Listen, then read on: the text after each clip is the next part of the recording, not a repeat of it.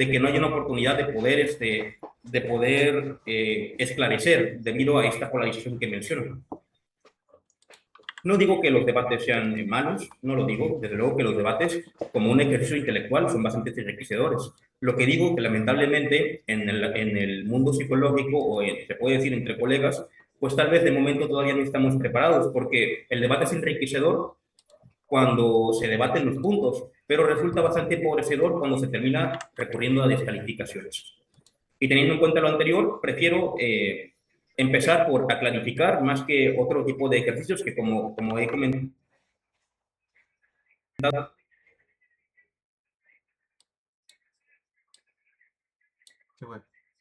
Recording in progress. Voy a empezar a hablar de desmitificar a las terapias cognitivo-conductuales. Sin embargo, creo que lo más conveniente, antes de irme directamente a hablar de mito por mito, creo que sería pertinente empezar por un tema fundamental. Si voy a hablar de psicoterapia, ¿qué es la psicoterapia? En redes sociales hay muchas discusiones con respecto a ese tema. Unos dicen que la terapia es ciencia, otros dicen que es técnica, otros dicen que es tecnología, y nadie se pone de acuerdo. ¿Y por qué no se ponen de acuerdo? Porque cada quien habla de su opinión. Lo que muchas veces se ignora es que cuando abordamos, hay autores que han, se puede decir, reflexionado sobre estos temas y justamente nos podemos apoyar. Así que, de momento, las definiciones que van a escuchar a continuación, pues parten de un sistema filosófico en específico, que en este caso es el sistema desarrollado por Mario Bucchi. Y me apoyo para poder, para poder clarificar ese tipo de conceptos. Ok. Para hablar de psicoterapia es necesario empezar hablando de técnica. No quiero decir de momento directamente que la psicoterapia es una técnica, sino que para poder llegar al punto que me gustaría llegar, pues es necesario y conveniente empezar por abordar el concepto de técnica. Y directamente, de acuerdo, como he mencionado, al sistema propuesto por Mario Bunge, una técnica, en un sentido amplio, entenderemos por técnica a todo conjunto. Déjenme minimizar eso. Ok, ahí está. Ok, entendemos por técnica a todo conjunto coherente de prácticas o reglas de procedimiento conducentes a un fin determinado. Si notan en la pantalla, he subrayado reglas de procedimiento y fin determinado. Y vamos a reflexionar un poco de por qué. Como he mencionado, en un sentido amplio entenderemos por técnica todo conjunto coherente de reglas de procedimiento. Y dependiendo en qué se fundamente esa regla de procedimiento, podemos hacer una distinción. Digamos que el concepto de técnica es bastante amplio, pero dependiendo de qué está fundamentado ese procedimiento, ya podemos empezar a hacer unas delimitaciones y a poder clasificar las técnicas. La otra forma que podemos tener en cuenta para poder clasificar las técnicas es dependiendo del fin predeterminado. En este caso, conducentes en un fin. Y dependiendo del fin, podemos establecer una clasificación que les quiero presentar a continuación. Entendemos por técnica práctica o pragmática a todo procedimiento, se puede decir, que está fundamentado en las experiencias cotidianas. En ese sentido, menciono también que es transmisión de generación en generación y que tiene una finalidad utilitaria. Vamos a irnos despacio y aclaro, si en dado caso alguien tiene alguna duda, me puede levantar la mano, puede hablar directamente en el micrófono y me voy un poco más lento o paramos o indagamos en el punto donde se presente la duda. ¿Va? Ok, continuando, como menciono, la técnica, en este caso la técnica pragmática se menciona por el sentido práctico y está fundamentada en experiencias cotidianas. Un ejemplo podría ser, digamos que una persona aprende que ciertos procedimientos son más eficaces para poder reparar calzado. Eso se aprende en el contacto, interactuando directamente.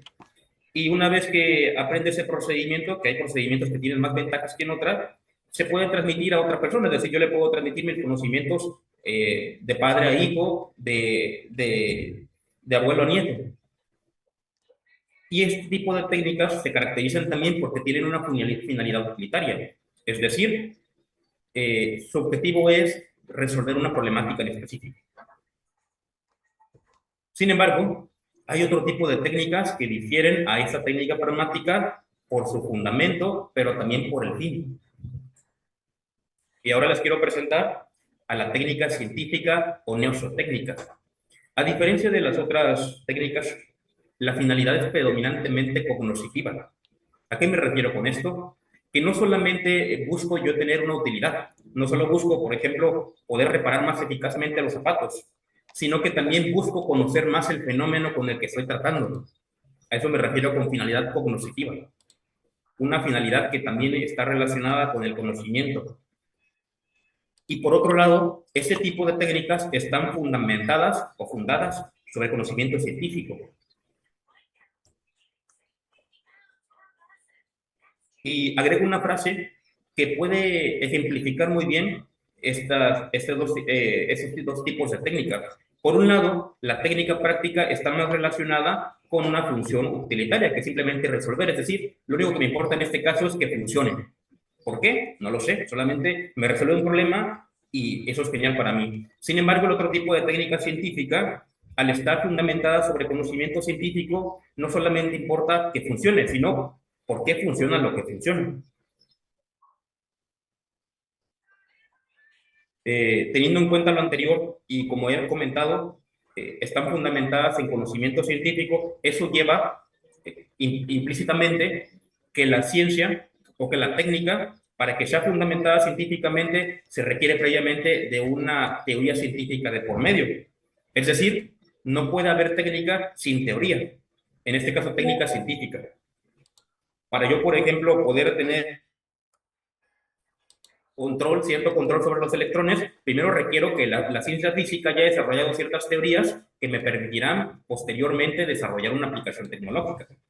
Y eso es importante porque es cierto, podemos encontrar que hay técnica precientífica que no requiere ciencia, pero en este caso estamos hablando de técnica científica fundamentada en la ciencia. Y como menciono, fundada sobre conocimiento científico. Y a esta última técnica que he denominado como fundadas en conocimiento científico, les quiero traer una pequeña definición. Llamaremos tecnología a todo sistema de técnicas prácticas fundadas o al estudio científico de las mismas.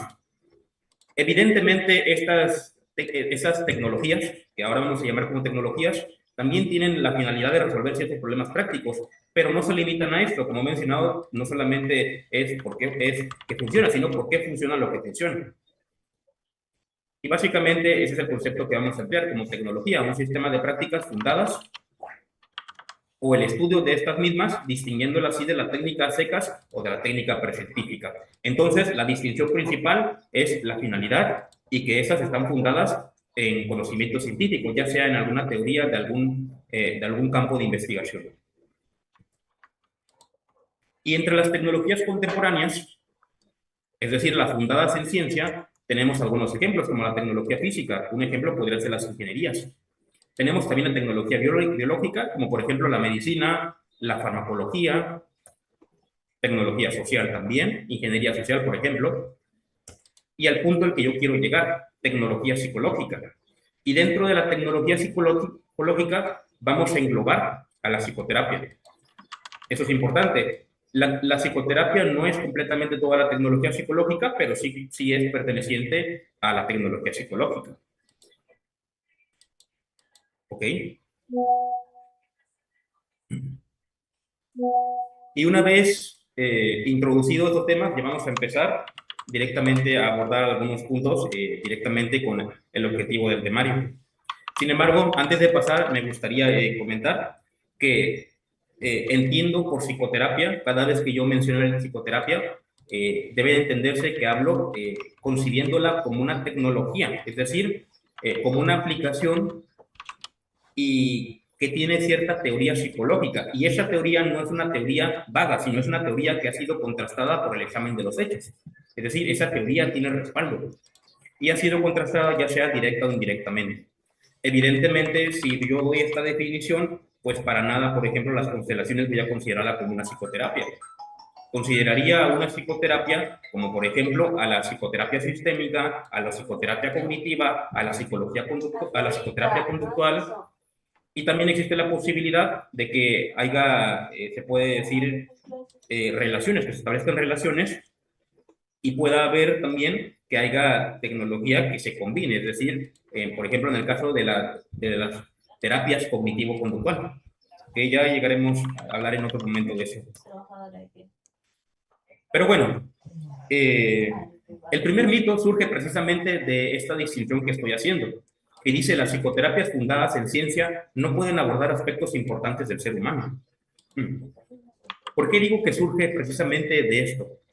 Porque se puede decir que los problemas que ha lidiado la ciencia, de que la ciencia puede entender ciertos elementos, pero aspectos subjetivos, pues evidentemente no. Se cree que esos aspectos no están al alcance de la ciencia. Y si te estoy diciendo que la psicoterapia se funda en la ciencia, pues esto implica que también, debido a que se fundan en la ciencia, y como la ciencia no puede atender a los hechos que yo considero como subjetivos, por ende la psicoterapia también va a tener este problema. Es decir, no puede abordar aspectos importantes del ser humano. Yo también, es que no capta todas las cuentas, pues son algunas cuentas, pero la mayoría, hay personas que tienen como 500 cuentas de Netflix, que venden, que son proveedores ya mayoristas, se les ha caído todo, ya se les cayeron como 20 cuentas. 20, 10 cuentas.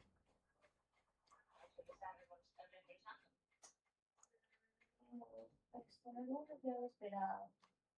La mayoría, bueno, a mí me lo esperaba. Yo tengo, a mí solo me dieron unos 4 cuentos, 4 perfiles. A veces sí le han caído unos 10, creo. Me lo han esperado algunos.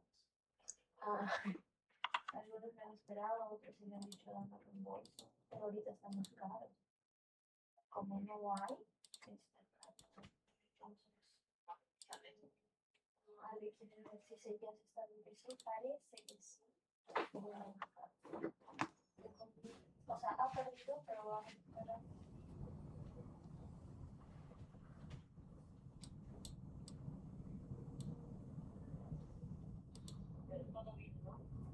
Sí, todo bien. Hoy día se ha ido temprano al colegio.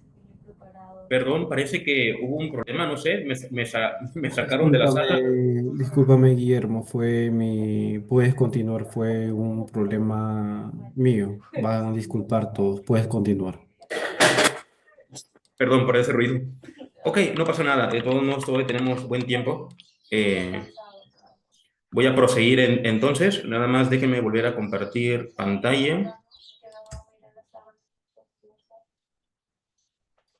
Okay. Déjenme... No me permite compartir... Ok, ya me está permitiendo compartir pantalla. ¿Sí se puede ver lo que estoy compartiendo? Sí, Guillermo, se ve. Ok, vamos a seguir. Ok, como les decía, debido a que la psicoterapia está fundada en la ciencia, pues precisamente esas problemáticas o esas discusiones de la ciencia, pues se traducen en la psicoterapia. En este caso, como les decía, pues se considera de que hay algunos aspectos del ser humano que quedan fuera. Sin embargo, yo preguntaría, es cierto, hay algunos aspectos que se complica poder, digamos, que estudiar. Sin embargo, lo que yo considero en este caso es de que es un razonamiento que no se siga los hechos. Porque si bien es cierto, bueno, hago una pregunta primero, ¿lo que ocurre dentro de la piel, acaso no forma parte del mundo natural? Es cierto de que las demás personas no pueden observar, por ejemplo, mis estados internos como mis emociones, mis sensaciones, mis pensamientos. Y es cierto de que yo formo parte de un sistema específico, es decir, yo tengo cierta frontera que me separa del medio natural, pero que yo forme ciertos... Recording in progress. Que yo forme cierto sistema no implica que no forme parte del mundo natural.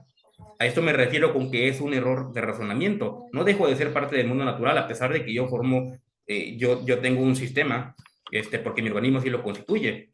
Y así como el resto de los sistemas que se encuentran dentro del suprasistema son afectados por las mismas leyes y principios que se rigen en el mundo natural. Sin embargo, si hay personas... Ok. Creo que... Okay, ya. Sin embargo, si hay personas que consideran de que los principios que están dentro de mí, por así decirlo vagamente, Ahorita vamos a hablar de a qué me refiero con dentro de la piel. Los principios que se presentan dentro de la piel son distintos, pues entonces esa persona debería presentar evidencia. Por eso agrego, ¿hay alguna evidencia de que se deba de tener un estatus físico especial solo porque se encuentra dentro de la piel? ¿Ustedes qué opinan?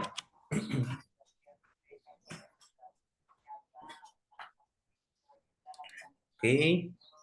Pero bueno, ahora yo quiero hablar de qué sabemos.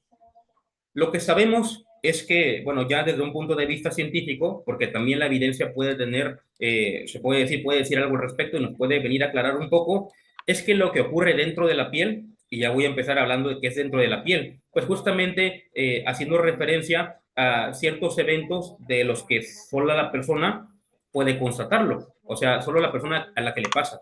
Ejemplo, yo no puedo saber, por ejemplo, qué es lo que Marco Arroyo está pensando, pero el hecho de que yo no tenga acceso involucra que ese tipo de situaciones se produzcan, como por ejemplo los pensamientos o las emociones, se produzcan de manera azarosa, pues hasta lo que hemos aprendido a lo largo de años de estudios es que este tipo de fenómenos que ocurren dentro de la piel también están regidos por una serie de principios, o sea, realmente no hay una tal distinción. Por eso para el psicólogo conductista, por ejemplo, hablar de dentro y fuera realmente es un sinsentido. También hablar de objetivo y subjetivo, no se hace esa distinción. Y posteriormente también uno de los problemas es que como son subjetivos, o sea, como son inalcanzables, aquí yo menciono, realmente los eventos privados o subjetivos son inaccesibles y por lo tanto, como son inaccesibles, no pueden ser estudiados. Pues no, fíjense que hay una persona que sí puede atender esos eventos, que sí puede dar cuenta de lo que siente, y es precisamente la persona sintiente. Y con eso me basta. Entonces, debido a todo lo que he mencionado, no hay razones para que lo subjetivo no pueda ser del dominio de la ciencia. Y como he mencionado, si alguien considera que hay principios especiales que son distintos de los del mundo natural, que presente evidencia. Así que, pues, con respecto a ese mito de que la psicoterapia fundada en ciencia no puede abordar aspectos importantes como la subjetividad, pues lo considero meramente infundado. Y por eso lo agregué. Otra cuestión es, las terapias cognitivas y conductuales son rígidas. Me permití agregar una imagen, ya les explicaré por qué. Pero bueno, esta confusión, o más bien, este mito parte de una confusión, y es específicamente a que las personas suelen escuchar el término estructural y suelen asociarlo directamente con el término rígido. Sin embargo, rígido es sinónimo de estructurado. Aquí un error de ortografía, perdón. Pues no, rígido y estructurado no son sinónimos. Y puse la imagen del ceviche peruano, no solamente porque tengo muchas ganas de probarlo, espero algún día poder probarlo, sino también porque las personas, otros colegas que no son terapeutas cognitivos, conductuales o sistémicos, que son terapeutas de otro tipo de enfoque, no vamos a decir cuáles, pues cuando escuchan la palabra estructurado, se imaginan que la psicoterapia para nosotros es como un recetario de cocina, donde para poder yo atender a un consultante es como preparar un ceviche. Paso 1, voy a agregar limón. Paso número 2, voy a cortar el pescado. Paso número 3, voy a agregar ese ingrediente. Algo parecido como paso número 1, voy a aplicar este protocolo. Paso número 2, voy a aplicar la estructuración. Paso número 3. Y esa es la idea vaga que tienen algunos colegas, compañeros, cuando escuchan la palabra estructurado. Pero no, la estructura no tiene que ver con rigidez. Esto es algo que no tiene, como he mencionado, es una confusión de términos. ¿A qué nos referimos ahora bien con el término estructurado? Básicamente que la psicoterapia sigue ciertos objetivos. Es decir, la psicoterapia no consiste simplemente en que yo voy a hablar de mi malestar y voy a estar sentado, así como ahorita, y voy a empezar hablando de, no, pues me terminó mi ex, la estoy pasando muy mal, y toda la sesión me voy a dedicar a eso. Pues no, la terapia, tanto cognitiva como conductual, son estructuradas porque se puede decir que van hacia un fin.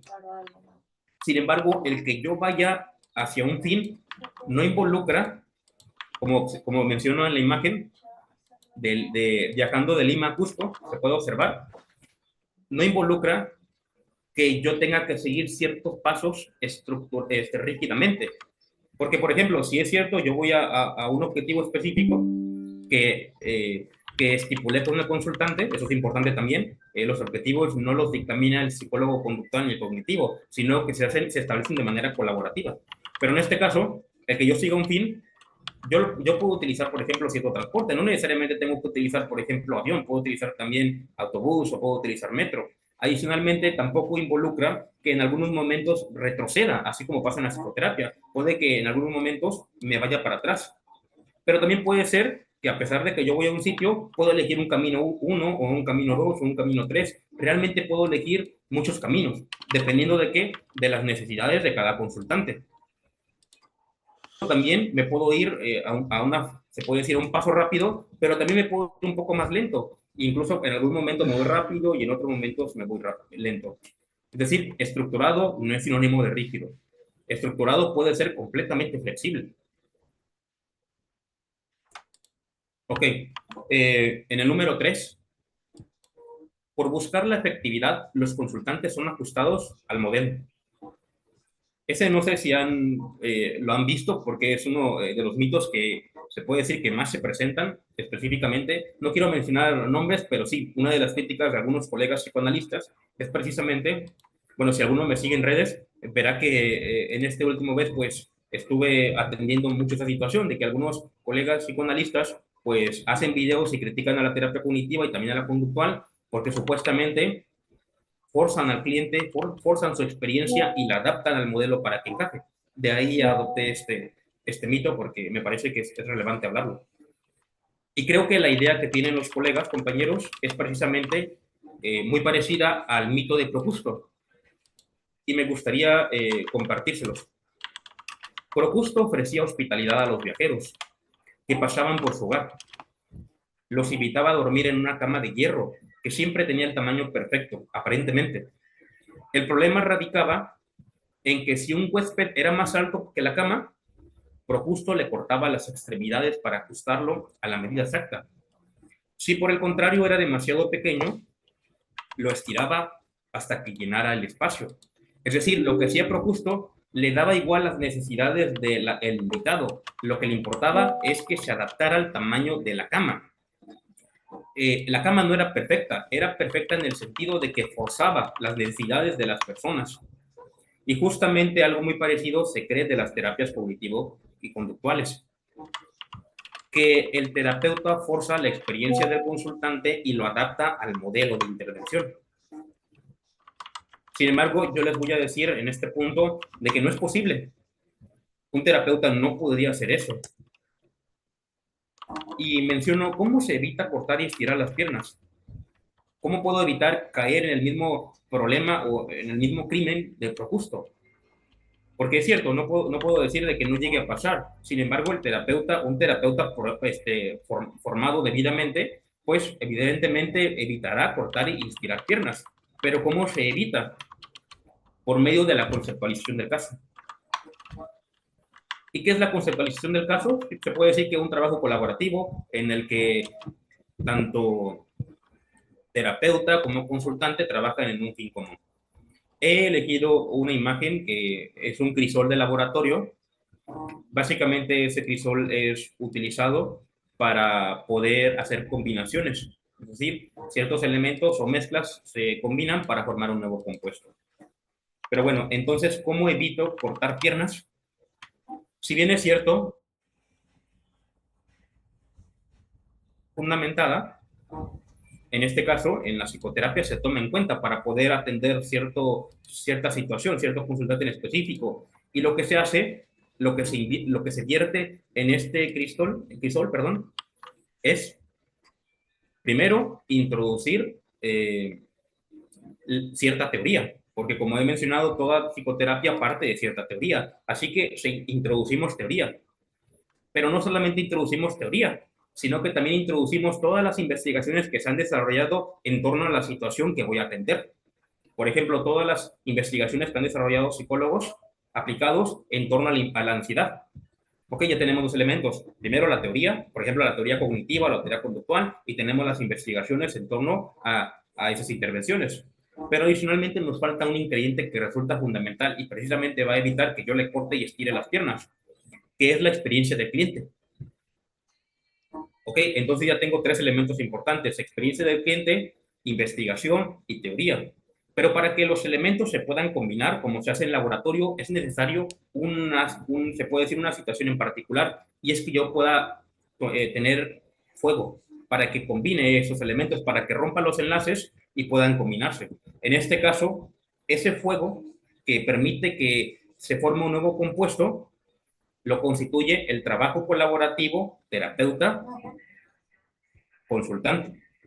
Y ese es uno de los aspectos más importantes y que más destaca a las terapias cognitivas y conductuales, el papel colaborativo de cada consultante.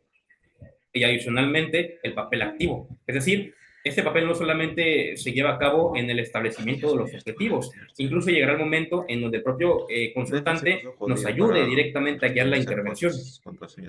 Y esto, en cierto sentido, tiene como la finalidad de que evitemos cortar y estirar piernas.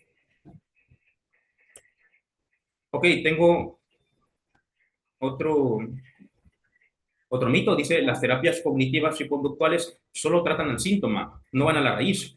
¿Quién no ha escuchado eso? Una de las críticas que va precisamente por ahí, de que, bueno, no, tal vez las terapias son rápidas, pero es porque simplemente tratan por encima, pero nunca van a la raíz. ¿Qué tengo que decir con respecto a eso? Ok.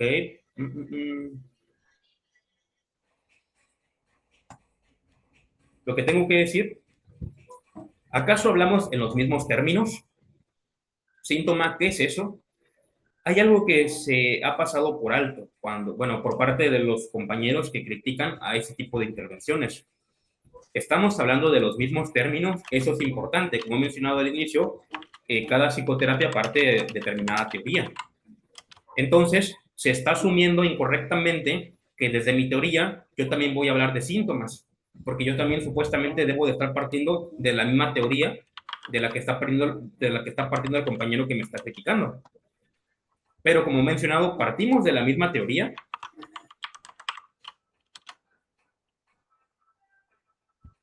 Pues evidentemente no. Cada psicoterapia, como he mencionado, parte de una teoría distinta. Entonces, al partir de teorías distintas, para mí como terapeuta conductual, por ejemplo, si tú me dices que solamente voy al síntoma, yo te voy a preguntar qué es eso. O sea, desde mi teoría no tiene sentido hablar de síntomas, tampoco tiene sentido hablar de raíz. Desde mi teoría yo te voy a hablar de contingencias, que ese es el tema que se desprende de la teoría. Porque las causas del comportamiento no están en un lugar escondido, las causas del comportamiento están en el ambiente. Y es justamente, si tu crítica es que no estoy yendo directamente a las causas, pues es errónea. Desde mi modelo teórico, yo estoy atendiendo a las causas que están en el ambiente. Así que es falso que no vaya a la raíz. Simplemente que lo que pasa es que tú no me entiendes porque yo utilizo otros términos, porque yo utilizo de una teoría distinta. Ahora bien, con respecto a la teoría cognitiva, pues la teoría cognitiva es muy amplia, por eso especifico que la de Beck. Hablamos de esquemas, hablamos de creencias centrales, intermedias, de pensamientos automáticos, hablamos de reglas, hablamos de actitudes, hablamos de supuestos, de errores cognitivos, hablamos de cognición. En la teoría cognitiva de Beck tal vez se pueda hablar de síntoma, pero no desde como se entiende en otras teorías. Síntoma simplemente es cómo se presenta, por ejemplo, una respuesta de ansiedad. Así que, pues no, no atendemos el síntoma, pero no porque lo omitamos, sino simplemente porque de mi modelo teórico, pues no lo conceptualizamos como tal. Ok. Posteriormente, viene otro punto que se desprende del anterior. Específicamente, ese es un mito en torno a las intervenciones conductuales. Como mencionado, hablamos de contingencias y las causas están en el ambiente. Y cuando escuchen la palabra ambiente, muy probablemente aquí puedan surgir otro mito, y de hecho surge, y es relacionado con que, oye, pero hablar exclusivamente en términos de ambiente es reduccionista. Sin embargo, yo les diría nuevamente, ¿qué dijimos de entender el término desde la teoría de la que estoy partiendo? Porque no es lo mismo, y pregunto, ¿qué es el ambiente? No es lo mismo el ambiente como se entiende para una persona que no estudió psicología, incluso para un psicólogo que sea, por ejemplo, cognitivo, a un psicólogo conductual.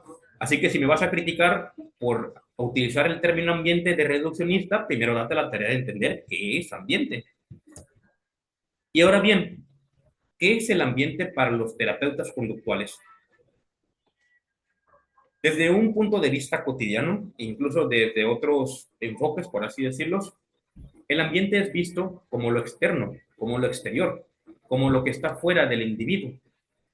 Si ese es el término que es utilizado desde las terapias conductuales, pues evidentemente sería reduccionista. ¿Por qué? Porque si bien en el medio externo pasan muchas cosas importantes, pues hay otros eventos que también tienen importancia y no se encuentran fuera del organismo. Entonces, sí sería reduccionista. Sin embargo, ¿qué es el ambiente para los terapeutas conductuales? ¿O este tipo de definición como medio externo es la que utilizan los terapeutas conductuales? Respuesta corta, negativo. El término ambiente, desde la modalidad como lo utilizan los terapeutas conductuales, está relacionado con todo aquello que afecta al organismo. Básicamente, eso entendemos por ambiente. Todo aquello que afecta al organismo de cierto modo. Y si se dan cuenta, en esta definición no especifico desde dónde es esa afección. Y es cierto, puede ser también interpretado como que el ambiente lo afecta de manera externa, pero no se limita a esto, porque una parte de eso que afecta al organismo lo constituye el propio organismo, como por ejemplo, ciertas reacciones fisiológicas, como por ejemplo una aceleración en mi ritmo cardíaco, eso puede, digamos, que ser un estímulo discriminativo de ciertas respuestas de escape. Y eso no está fuera del organismo, está dentro. Pero de acuerdo a la definición que establecen los conductistas y los terapeutas conductuales, eso que pasa dentro de mi organismo también es parte del ambiente. Así que no, fuera ni lo que pasa dentro, es todo aquello que afecta al organismo. Sin embargo, tú me puedes decir, ok, hay muchas maneras, entiendo ahora que el ambiente afecta al organismo de diversas formas y todo eso es ambiente, pero aún así tienes un problema y sigues siendo reduccionista. Tú me dirás eso. Pero yo te digo, bueno, y específicamente, la otra que diga que me pueden hacer en concordancia estaría relacionado eh, con el rechazo a la importancia del pasado. Es decir, es cierto, el ambiente afecta, te compro la idea de que, pues entonces, no eres reduccionista en el sentido de que no solamente hablas de ambiente externo, sino también el propio organismo, pero aún así, de todos modos, el ambiente afecta y tú lo rechazas. Sin embargo, como he dado una definición bastante general, pues de ambiente y ambiente como tal es todo lo que afecta al organismo, no omito que también el pasado pueda ser parte del ambiente. Y ahora yo te quiero comentar de qué forma el medio ambiente ejerce presión. En primer lugar, en mi historia como organismo perteneciente a determinada especie. Nuevamente, discúlpeme por los errores de ortografía, pero bueno, voy a centrarme directamente en este punto. Y nuevamente repito, en mi historia como organismo, es decir, perteneciente a cierta especie, en este caso, perteneciente y diferenciándome de otras especies. Por ejemplo, soy Homo sapiens y a lo largo de la historia evolutiva se han aprendido ciertas respuestas de manera filogenética. Ejemplo, ¿a qué me refiero con esas respuestas? No todo aprendizaje, no todo comportamiento. En este momento me pongo el flash en mi cara, en mis ojos directamente, mis ojos se van a empezar a dilatar y si hago un cambio en la luz, mis ojos se van a contraer. No requiero ningún aprendizaje. ¿Por qué? Porque son respuestas que han sido, digamos que aprendidas, no yo las aprendí como ser individual, sino debido a que pertenezco a determinada especie. Y a lo largo de ese desarrollo evolutivo se han aprendido diversas respuestas, que es lo que los conductistas muchas veces denominan como respuestas condicionadas, que no requieren ningún tipo de aprendizaje previo. Así que eso es importante y sí se tiene en cuenta, porque puede responder a muchas cuestiones. Sin embargo, el ambiente no solamente ejerce presión de esta manera. ¿Se imaginan lo limitado que seríamos si solamente pudiéramos tener ese tipo de respuestas? Y otra participación, es decir, a lo largo de mi desarrollo como individuo, ahora sí, yo he aprendido dependiendo del contexto en el que me encuentre. Por ejemplo, he aprendido ciertas formas de comportarme. Y esto también es necesario tener en cuenta en una intervención, y de hecho se tiene en cuenta, que justamente cuando hablamos de una hipótesis de origen, pues precisamente es abordar algunos aspectos importantes de la historia de aprendizaje del individuo. Y por último, también tenemos la cuestión del contexto actual, que muchas veces se toma por ambiente precisamente el contexto actual, que es específicamente la estimulación que se encuentra presente en el momento presente y que evidentemente también ejerce presión. Adicionalmente, también destaco que yo poseo cierta constitución genética y eso también afecta. Por ejemplo, se sabe que algunas personas pueden ser más sensibles a respuestas ansiolíticas. Pero bueno, el punto es que no se rechaza el pasado, como pueden ver, se toma en cuenta. Sin embargo, es cierto de que hay mucho foco en la intervención en el contexto actual, pero no es por el rechazo al pasado, sino porque el pasado, como pueden presenciar, ya pasó y tengo poco control, no puedo controlar hechos que ya pasaron. Sin embargo, sí puedo hacer ciertas modificaciones en el contexto actual. Y es precisamente en un sentido pragmático por el que me concentro más en el contexto actual. No porque sea más importante, sino simplemente porque es lo que me permite la intervención, en parte. Ahora bien, si se dan cuenta, he mencionado varias formas en las que el ambiente ejerce presión. Sin embargo, desde la psicología conductual no se habla de una causa inmediata, debido a que no hay una causa inmediata. Una situación como, por ejemplo, una situación de depresión, realmente no hay una causa inmediata, tal como, por ejemplo, un desequilibrio químico. Hablamos de variables y en un comportamiento o en una situación se presentan una cantidad de variables. Nosotros solemos atender las variables, se puede decir, que nos permiten explicar cierto comportamiento, no atendemos todas. Pero bueno, ok, te compro lo demás, ustedes me van a decir, pero hablar en términos de conducta, Solo me estresa, mi amor. ¿qué dijimos de entender los términos partiendo de la teoría? Es decir, necesitamos entender primero a qué te refieres con conducta para saber si es o no reduccionista. Entonces, lo primero, hay que entender qué es conducta. Y una respuesta breve, pero potente, porque explica muy bien lo que entendemos por conducta desde la terapia conductual, es que es la interacción que el organismo establece con el medio. Eso es conducta. Evidentemente, si ustedes entienden como por conducta estos movimientos que estoy haciendo motores, pues obviamente sería reduccionista. Pero si yo parto de que conducta es la interacción que el organismo establece con el medio, pues no solamente entraría en esta definición mis movimientos motores. Hablar de pensamientos también involucra conducta. ¿Por qué? Si, por ejemplo, en este momento les digo a alguna persona que me está escuchando qué comió en la mañana, aparece cierto pensamiento y empieza a pensar qué comió, ya sea con imágenes o con un pensamiento. A lo que me refiero es no aparecen de la nada, aparecen ante ciertas condiciones, cuando el organismo interacciona con el medio. Y de acuerdo a la definición, pues bajo esa definición pensar también es conducta, porque no aparece en la nada, aparece en ciertos momentos en específico. Emocionarte también, no me emociono de la nada, me pongo triste porque, por ejemplo, acabo de presenciar una imagen, ya sea una imagen física o una imagen mental, pero me pongo triste ante algo, o porque se me viene un recuerdo, pero siempre es en relación con el medio en que suceden esas situaciones, y por lo tanto, decimos que pensar también es conducta.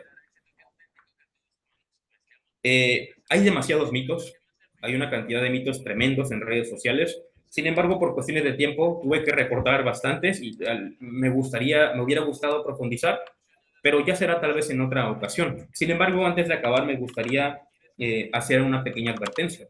He hablado de intervenciones cognitivas y conductuales. Como he mencionado, queda mucho por hablar. Y se puede decir, tratado algunos mitos en torno a las mismas. Esto no quiere decir que las intervenciones sean perfectas. Esto no quiere decir que una persona que se atienda siempre habrá 100% de probabilidad que sea efectiva. Pero creo que un buen camino es, si voy a criticar algo, que sea una buena crítica y no sea una falacia de espantapájaros. Y en otro punto que también quiero abordar es que estas terapias no han acabado. Es decir, al día de hoy se sigue desarrollando mucha investigación. Hay muchas personas que siguen tratando de desarrollar mejores aproximaciones para dar cuenta de esos fenómenos. Así que hay que tener en cuenta que en toda psicoterapia tiene ciertas limitaciones, eso es innegable, y que toda psicoterapia es mejorable, es perfeccionable. Por último, pues agradezco. Y me parece que, bueno, acabo de terminar en 44 minutos. Voy a abordar la cuestión de preguntas. Me parece que va a haber tiempo para preguntas. Me parece que han hecho algunos comentarios. Bien, Guillermo, te agradecemos bastante. Y en estos momentos vamos a proseguir con las preguntas de nuestro público. Si alguien desea participar, puede levantar la mano o de igual manera pueden mencionarlo por la mensajería.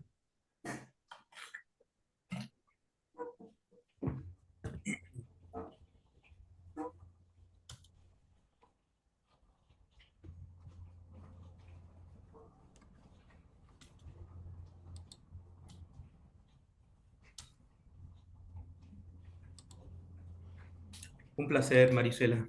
Espero que les haya gustado. Alexander, Excelente. puedes realizar tu pregunta.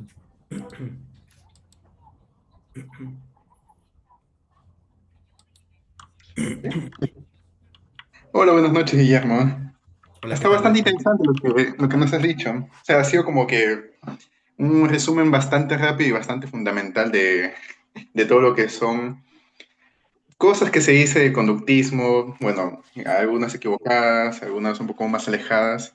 Lo que me interesó bastante es justo cuando mencionaste esto de que no nos abarcamos en lo que es sintomatología.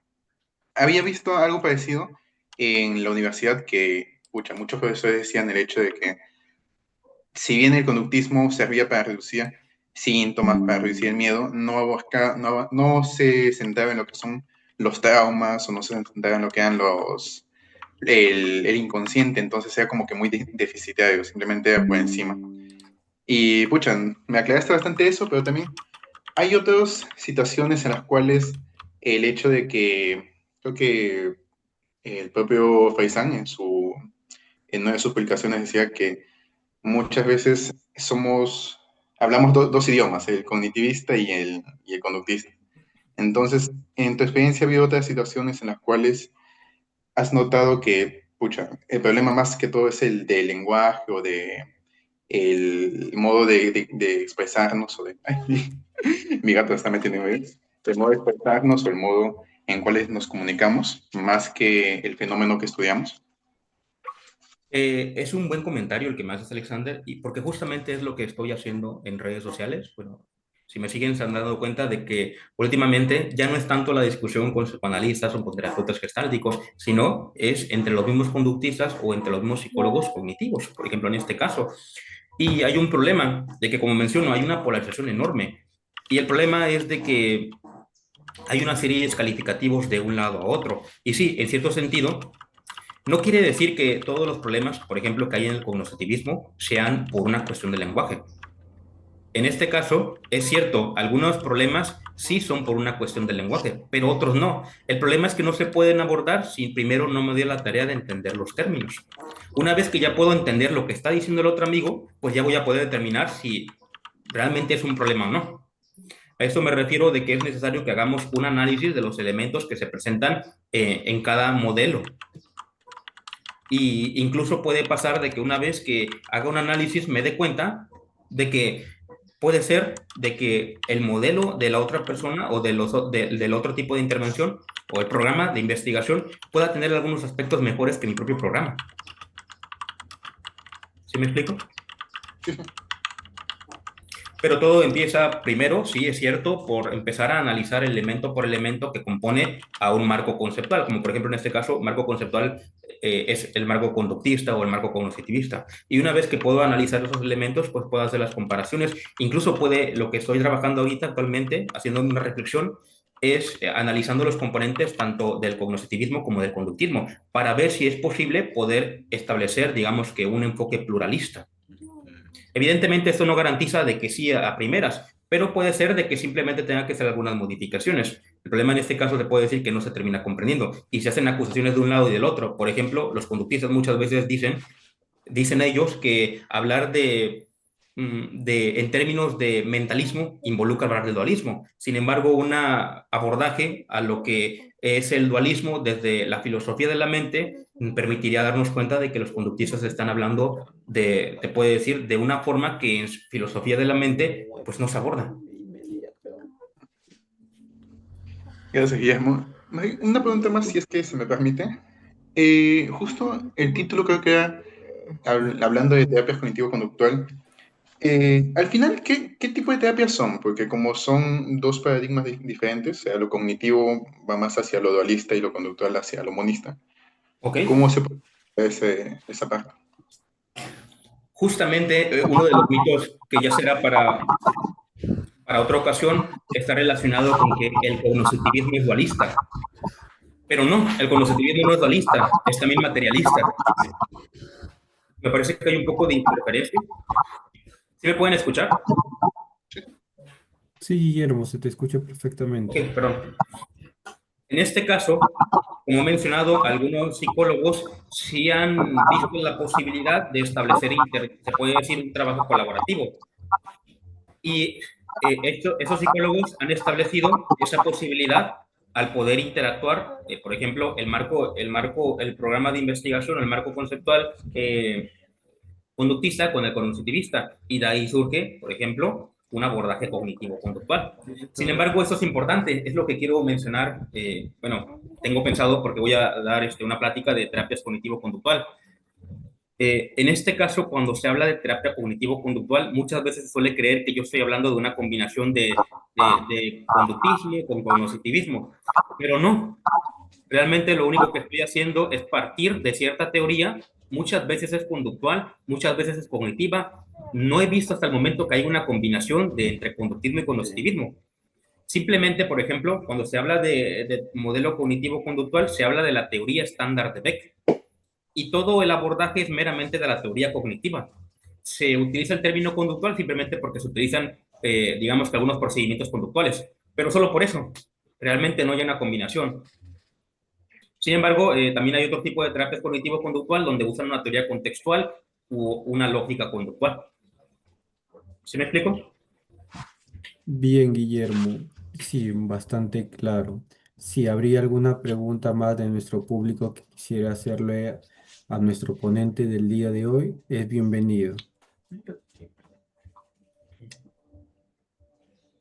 Bien, Guillermo, te agradecemos el tiempo, la paciencia por podernos hacer llegar a este concepto tan relevante dentro del mundo de la psicología e importante para cada uno de nosotros. Te agradecemos tu asistencia. Igualmente comentarte que este video será publicado en nuestras redes sociales. Si deseas dejar tus redes sociales, eres bienvenido de hacerlo. Muchas gracias. Antes que nada, yo les agradezco por la invitación. Me la pasé genial y espero que ustedes también hayan disfrutado esta interacción. Y me pueden encontrar como Guillermo Radical en cualquiera de las redes, a excepción de YouTube. Si le prestaste atención. Bien, Guillermo, les agradecemos a cada uno de los participantes y nos estaríamos viendo en un próximo jueves psicológico. Muy buenas noches. Gracias. Buenas noches.